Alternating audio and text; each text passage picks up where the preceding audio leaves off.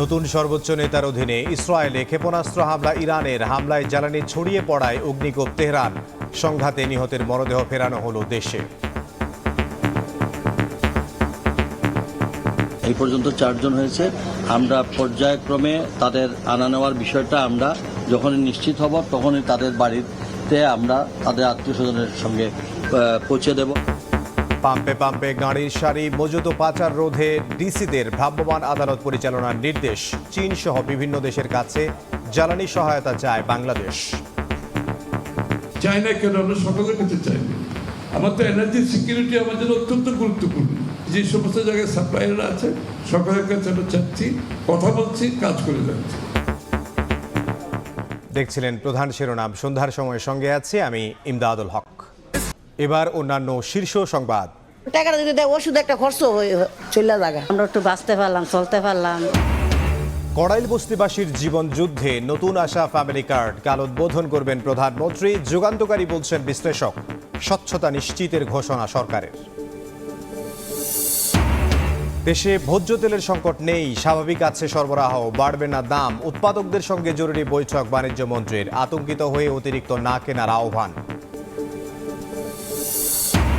হাদি হত্যার প্রধান আসামি ফয়সাল আলমগীরকে পশ্চিমবঙ্গে পুলিশ হেফাজতে জিজ্ঞাসাবাদ। ফেরাতে কাজ করছে পররাষ্ট্র মন্ত্রণালয়। দ্রুতই দেশে আনার আশা আইজিপির। এবং জঙ্গল শরীফপুরে ৩৫০০ সদস্য নিয়ে ১৪ ঘন্টার যৌথ অভিযান। কালভার্ট ভেঙে বাধা দেওয়ার চেষ্টা, আটক ১৫। ধরা পড়েনি চিহ্নিত সন্ত্রাসীরা। 2টি অস্থায়ী ক্যাম্প স্থাপন।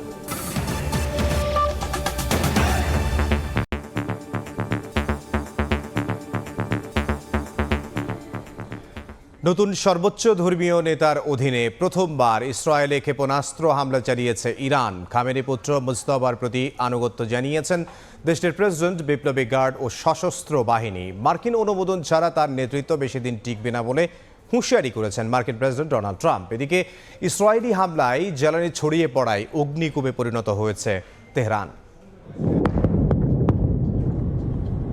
ইরান জুড়ে হামলা চালিয়ে যাচ্ছে যুক্তরাষ্ট্র, ইসরায়েল। আইআরজিসির বিমান বাহিনীর সদর দফতর গুড়িয়ে দেওয়ার দাবি করেছে আইডিএফ। এর আগে তেহরানে তেলের ডিপোতে হামলা চালায় ইসরায়েলি বাহিনী। সোমবারও রাজধানীর আকাশ ছিল ঘন কালো ধোঁয়ায় আচ্ছন্ন। লেবাননের বৈরুত ও মারজায়ুনেও ব্যাপক বিমান হামলা চালিয়েছে ইসরায়েল। তবে জবাব দিচ্ছে হিজবুল্লাহ। বিভিন্ন স্থানে নেতানিয়াহুর সেনাদের ওপর হামলা চালানোর দাবি করেছে গোষ্ঠীটি। যুক্তরাষ্ট্র ইসরায়েলের হামলার পাল্টা জবাব দিয়ে যাচ্ছে ইরান। সোমবার তেল আবিব, জেরুজালেম ও বন্দরনগরী হাইফায় ক্ষেপণাস্ত্র হামলা চালায় আইআরজিসি। রোববার রাতে ইসরায়েলের মধ্যাঞ্চলে ইরানের ব্যালিস্টিক মিসাইল সরাসরি আঘাত হানলে কয়েকটি ভবন ও যানবাহনের ব্যাপক ক্ষয়ক্ষতি হয়। ইরানি ড্রোনের আঘাতে বেশ কয়েকজন আহত হয়েছেন। সৌদি আরবের সাইবাহ তেল ক্ষেত্র লক্ষ্য করেও ড্রোন হামলা চালানোর খবর পাওয়া গেছে। চলমান সংঘাতের মধ্যেই ইরানের নতুন সর্বোচ্চ নেতা হিসেবে নির্বাচিত করা হয়েছে ইসরায়েলি হামলায় নিহত আয়াতুল্লাহ আলী খামেনির দ্বিতীয় সন্তান মোস্তফা খামেনিকে। এরই মধ্যে তার প্রতি আনুগত্য প্রকাশ করেছেন ইরানের প্রেসিডেন্ট, বিপ্লবী গার্ড ও সশস্ত্র বাহিনী। মোস্তফা সর্বোচ্চ নেতা হিসেবে নির্বাচিত হওয়ায় ইরানের বিভিন্ন শহরে উল্লাস করেছেন সাধারণ মানুষ। তবে যুক্তরাষ্ট্রের অনুমোদন ছাড়া তার নেতৃত্ব বেশি দিন টিকবে না বলে হুঁশিয়ারি দিয়েছেন মার্কিন president Donald Trump. Farhad Chowdhury, সময় সংবাদ। জ্বালানি সংকটের শঙ্কায় আজও পাম্পে পাম্পে গাড়ির সারি। চাহিদা অনুযায়ী জ্বালানি তেল না পেয়ে কর্মীদের সঙ্গে তর্কে জড়াচ্ছেন কেউ কেউ। করছেন তেল মজুদের অভিযোগ। যদিও ডিপো থেকে পাওয়া তেল সুষম বন্টনের দাবি পাম্পগুলোর। এদিকে অবৈধ মজুদ, দাম নিয়ন্ত্রণ এবং পাচার রোধে ডিসিদের ভ্রাম্যমাণ আদালত পরিচালনার নির্দেশ দিয়েছে মন্ত্রিপরিষদ বিভাগ।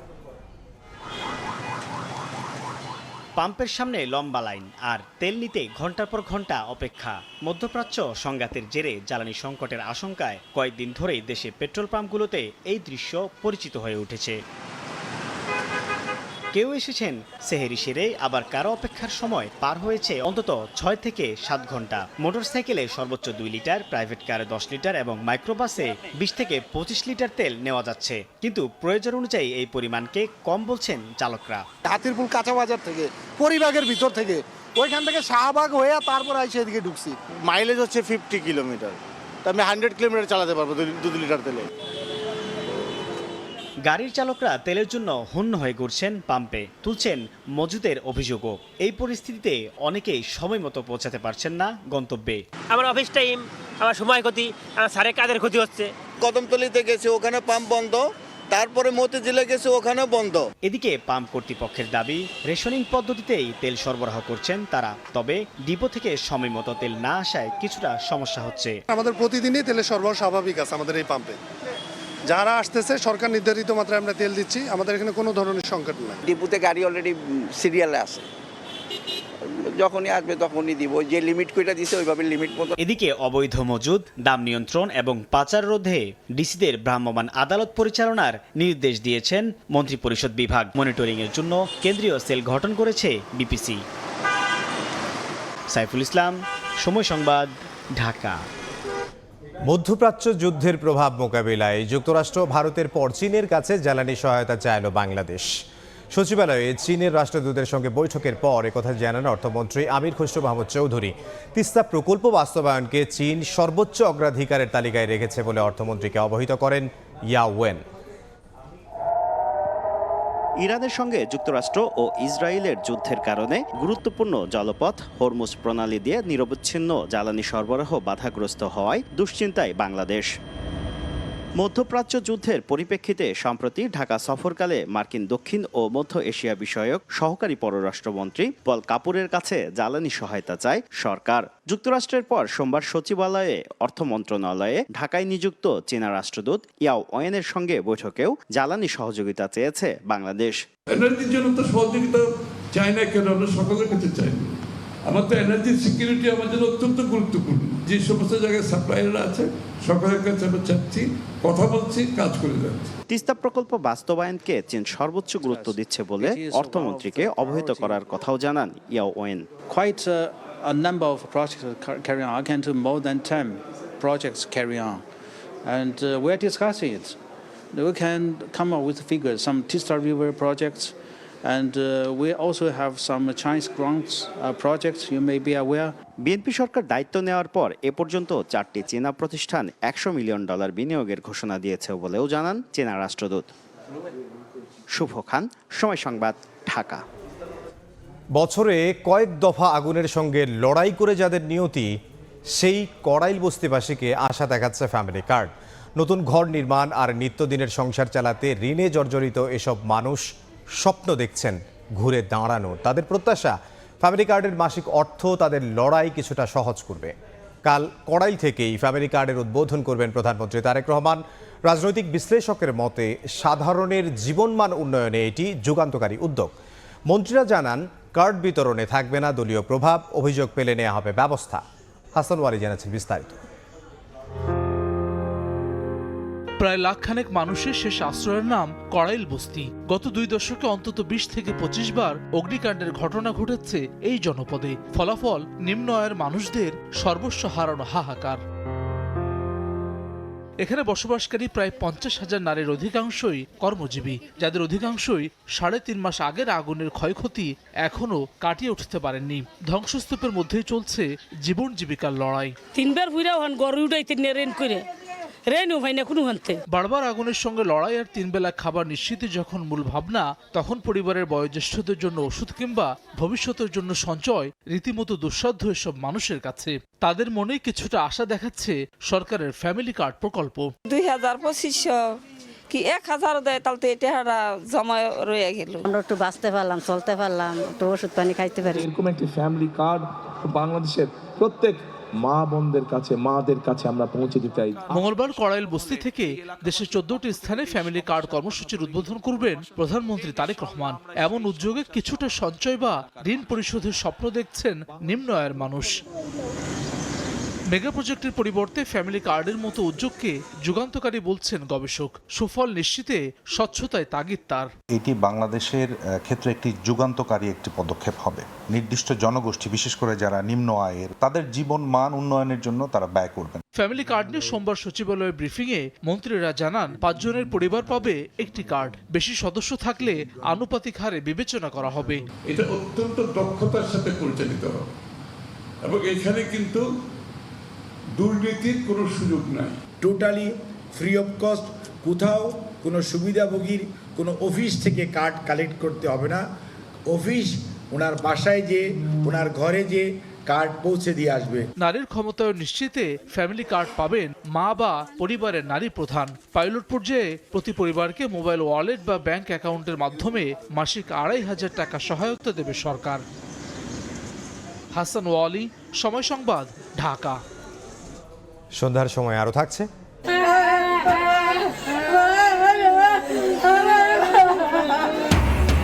সৌদি আরবে মিসাইল হামলায় নিহত কিশোরগঞ্জের বাচ্চু মিয়ার পরিবারের শোকের মাতম। হতাহতের ঘটনায় তীব্র নিন্দা জানিয়ে বিবৃতি পররাষ্ট্র মন্ত্রণালয়ের। দেশে ভোজ্য তেলের কোনো সংকট নেই, স্বাভাবিক আছে সরবরাহ। তবে ভোক্তারা প্রয়োজনের অতিরিক্ত তেল কেনায় কোথাও কোথাও ঘাটতি দেখা দিয়েছে। সচিবালয়ে ভোজ্য তেল আমদানিকারক ও উৎপাদকদের সঙ্গে বৈঠক শেষে বাণিজ্যমন্ত্রী আরও বলেন, বর্তমান পরিস্থিতিতে ১ টাকাও দাম বাড়ানো হবে না। ঈদ সামনে রেখে হঠাৎ করেই বাজারে দেখা দিয়েছে ভোজ্য তেলের ঘাটতি। বাড়তি দরে তেল কিনতে হচ্ছে ভোক্তাকে। এমন প্রেক্ষাপটে সোমবার সচিবালয়ে ভোজ্য তেলের আমদানিকারক ও উৎপাদক প্রতিষ্ঠানের প্রতিনিধিদের নিয়ে জরুরি বৈঠকে বসে বাণিজ্য মন্ত্রণালয়। বৈঠক শেষে মন্ত্রী জানান, দেশে ভোজ্য তেলের পর্যাপ্ত মজুদ আছে, সরবরাহেও কোনো ঘাটতি নেই। তবে মধ্যপ্রাচ্যে যুদ্ধ পরিস্থিতির কারণে অতিরিক্ত তেল কিনছেন ভোক্তারা। কোনো কোনো স্থানে এর প্রভাব পড়েছে। পরিস্থিতি উত্তরণে প্রয়োজনের বেশি তেল না কেনার আহ্বান বাণিজ্য মন্ত্রীর। বাজারে ভোজ্য তেলের পর্যাপ্ত সরবরাহ আছে। প্যানিক পারচেজের কারণে আতঙ্কিত হয়ে অনেক সময় ভোক্তারা বেশি কেনার একটা প্রতিযোগিতায় নামেন। সেসব কারণে হয়তো কোনো কোনো জায়গায় মজুদটা তাৎক্ষণিকভাবে শেষ হয়ে গিয়েছিল। এ সময় বাজার পরিস্থিতি নিয়ন্ত্রণে সারা দেশে নজরদারি আরও জোরদারের ঘোষণা দেন খন্দকার আব্দুল মুক্তাদির। বলেন, এই মুহূর্তে ভোজ্য তেলের দাম ১ টাকাও বাড়ানো হবে না। ভোক্তা অধিকার দপ্তর আছে, তারা তাদের কাজ করবে, আবার করবেও। আর আমাদের জেলাগুলিতে জেলা প্রশাসন আছে, তারাও তাদের কাজ করবে। সার্বিক বিষয়ে সরকার নজর রাখছে জানিয়ে সাধারণ মানুষকে আতঙ্কিত না হওয়ার পরামর্শ বাণিজ্য মন্ত্রীর। সংকট শব্দটাকে আনবেন না, কারণ এটির শুভ খান, সময় সংবাদ, ঢাকা। ধন্যবাদ সবাই। ওসমান হাদি হত্যা মামলার প্রধান আসামি ফয়সাল ও আলমগীরকে ভারত থেকে দেশে ফেরাতে তৎপর সরকার। পররাষ্ট্র প্রতিমন্ত্রী জানান, কনসুলার অ্যাক্সেস পেলে পরবর্তী ব্যবস্থা নেওয়া হবে। দুই আসামিকে দ্রুত ফেরাতে আশাবাদী আইজিপি ও স্বরাষ্ট্রমন্ত্রীও। ত্রয়োদশ সংসদ নির্বাচনের তফসিলের পরদিন ইনকিলাব মঞ্চের আহ্বায়ক ওসমান হাদিকে গুলি করে ভারতের মেঘালয়ে পালিয়ে যায় ফয়সাল করিম মাসুদ ও তার সহযোগী আলমগীর। ৩ মাসের মাথায় প্রতিরক্ষা গোয়েন্দা তথ্যের ভিত্তিতে পশ্চিমবঙ্গের ২৪ পরগনার বরনগাঁও থেকে ফয়সাল ও আলমগীরকে গ্রেফতার করে স্পেশাল টাস্ক ফোর্স STF। অবৈধ অনুপ্রবেশের মামলায় দুজন এখন ১৪ দিনের পুলিশ রিমান্ডে। গ্রেফতারের খবর জানার পর থেকে আসামিদের ফেরাতে তৎপর বাংলাদেশ। এরই অংশ হিসেবে কনসুলার অ্যাক্সেস বা গ্রেফতারকৃতদের সঙ্গে দেখা করার সুযোগ চেয়েছে কলকাতায় বাংলাদেশের উপহাই কমিশন। কাজ করছে মামলা তদন্ত সংস্থা CIDও। এই যোগাযোগ অলরেডি শুরু হয়ে গেছে। স্বরাষ্ট্র এবং পররাষ্ট্র মন্ত্রণালয়ের ইনভলভমেন্ট, আমাদের পুলিশ হেডকোয়ার্টার আছে এবং হাই কমিশনগুলো কাজ করতেছে। তো আমরা আশা করি খুব শীঘ্রই তাদেরকে আমাদের কাস্টডিতে নিয়ে আসতে সক্ষম হব। হাদি হত্যাকাণ্ডের সাসপেক্ট হিসেবে আটক করেছে এবং তাদেরকে খুব সম্ভবত 14 দিনের রিমান্ডে নিয়েছে। ইতিমধ্যেই আমাদের কলকাতার উপহাই কমিশন আছে, তারা যোগাযোগ করেছে। আমাদের কিছুক্ষণ অপেক্ষা করতে হবে। আমরা ভারতের কাছে কনসুলার অ্যাক্সেস চেয়েছি, তা পাওয়া মাত্রই আমরা সামনের দিকে এগোতে পারবো। বন্দি বিনিময় চুক্তির মাধ্যমে হাদির খুনিদের দ্রুত ফিরিয়ে আনতে আশাবাদী আইজিপি ও স্বরাষ্ট্রমন্ত্রী। কূটনৈতিক চ্যানেলে ফরেন মিনিস্ট্রি থেকে তাদের সাথে যোগাযোগ হয়েছে, তারা এই ব্যাপারে কার্যক্রম গ্রহণ করছে। হয়তো অচিরেই ইনশাল্লাহ আমরা দেখতে পারবো তারা বাংলাদেশে আমরা আনতে সক্ষম হব। ইতিমধ্যে স্বরাষ্ট্র মন্ত্রণালয়ের পক্ষ থেকে পদক্ষেপ নেওয়া হয়েছে। পররাষ্ট্র মন্ত্রণালয়কে আমরা অনুরোধ করেছি তারা যেটা extradition treaty in between two countries আছে সেই মতে আমাদেরকে ফেরত দিবেন বলে আমরা আশা করছি। আসামিদের ফিরিয়ে আনা গেলে হাদি হত্যার প্রকৃত কারণ জানা যাবে বলে মনে করেন তদন্তকারীরা। মাসুদুর রহমান, সময় সংবাদ, ঢাকা। সন্ধ্যার সময় আরও থাকছে। 2027 ওয়ানডে বিশ্বকাপ নিয়ে নতুন ছক কষছে বাংলাদেশ দল। ওপেনিং ছেড়ে মিডল অর্ডারে খেলবেন লিটন দাস। 3 পেসার খেলাতে চান কোচ সিমন্স। ৩৫০০ সদস্য নিয়ে চট্টগ্রামের জঙ্গল সলিমপুরে 14 ঘন্টার যৌথ বাহিনীর অভিযান। ট্রাক রেখে ও কালভার্ট ভেঙে বাধা দেওয়ার চেষ্টা করে সন্ত্রাসীরা। 12 জনকে আটক করা হলেও ধরা পড়েনি চিহ্নিত সন্ত্রাসীরা। এলাকার পূর্ণ নিয়ন্ত্রণ নিয়ে স্থাপন করা হয়েছে 2টি অস্থায়ী ক্যাম্প। প্রশাসনিক কাঠামোতে জঙ্গল সলিমপুরের অবস্থান সীতাকুণ্ড উপজেলার আওতায় হলেও ওই এলাকায় প্রবেশ করতে হয় চট্টগ্রাম নগরীর বাইজিৎ থানার বাংলা বাজার এলাকা দিয়ে। খাস জমির ৩,১০০ একর এলাকা জুড়ে অবস্থান জঙ্গল সলিমপুরের। টিলা কেটে গড়ে তোলা এই ঝুঁকিপূর্ণ বসতি পরিণত হয়েছে দুর্ভেদ্য সাম্রাজ্যে। কয়েক দশক ধরে সরকারি পাহাড় কেটে গড়ে উঠেছে কয়েক হাজার অবৈধ বসতি। এখনো পাহাড় কেটে চলছে প্লট বাণিজ্য। আর এই বাণিজ্য ও দখল টিকিয়ে রাখতে এলাকাটিতে গড়ে তোলা হয়েছে সন্ত্রাসী বাহিনী। এলাকাটি সার্বক্ষণিক সশস্ত্র পাহারায় থাকে সন্ত্রাসীরা। বাসিন্দা ছাড়া বাইরের কেউ এলাকায় ঢুকতে পারেন না।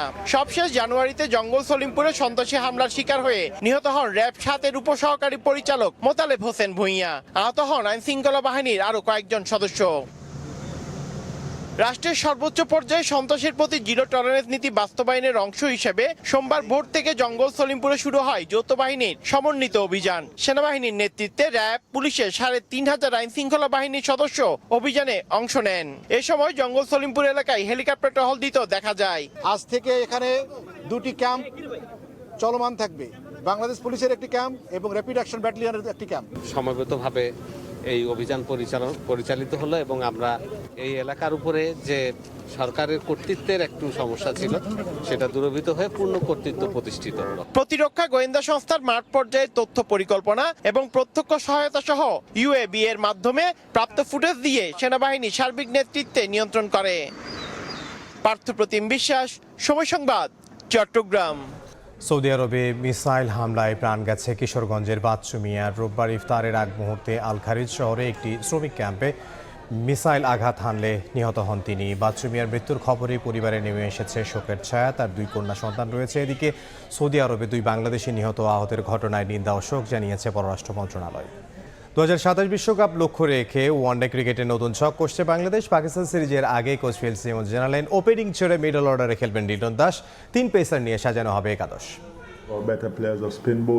মিডল অর্ডার আমাদের জন্য দুর্বল জায়গা হয়ে দাঁড়িয়েছে। লিটন স্পিন বোলিং এর বিপক্ষে আমাদের অন্যতম সেরা ব্যাটার। দলের প্রয়োজনে সে এই নতুন চ্যালেঞ্জ নিতে সানন্দে রাজি হয়েছে। তার সঙ্গে আফিফকেও একই কথা ভেবে আমরা ফিরিয়েছি। সাউথ আফ্রিকায় বিশ্বকাপ, আর সেখানে পেসাররাই হবে প্রধান অস্ত্র। পরিস্থিতির কারণে হয়তো কখনো 3 জন স্পিনার লাগতে পারে, কিন্তু একজন পেসার নিয়ে খেলার দিন শেষ। 3 পেসারই হবে আমাদের মূল পরিকল্পনা। এ পর্যায়ে শীর্ষ সংবাদগুলো জানিয়ে দিচ্ছে আরও একবার। নতুন সর্বোচ্চ নেতার অধীনে ইসরায়েলে ক্ষেপণাস্ত্র হামলা। ইরানের হামলায় জ্বালানি ছড়িয়ে পড়ায় অগ্নিকূপ তেহরান। সংঘাতে নিহতের মরদেহ ফেরানো হলো দেশে। পাম্পে পাম্পে গাড়ির সারি মজুত পাচার রোধে ডিসিদের ভ্রাম্যমাণ আদালত পরিচালনার নির্দেশ। চীন সহ বিভিন্ন দেশের কাছে জ্বালানি সহায়তা চায় বাংলাদেশ। টাকাটা যদি দেয় ওষুধ একটা খরচ হয়ে চলে জায়গা, আমরা একটু বাঁচতে পারলাম, চলতে পারলাম। কড়াইল বস্তিবাসীর জীবনযুদ্ধে নতুন আশা ফ্যামিলি কার্ড কাল উদ্বোধন করবেন প্রধানমন্ত্রী। যুগান্তকারী বলছেন বিশ্লেষক। স্বচ্ছতা নিশ্চিতের ঘোষণা সরকারের।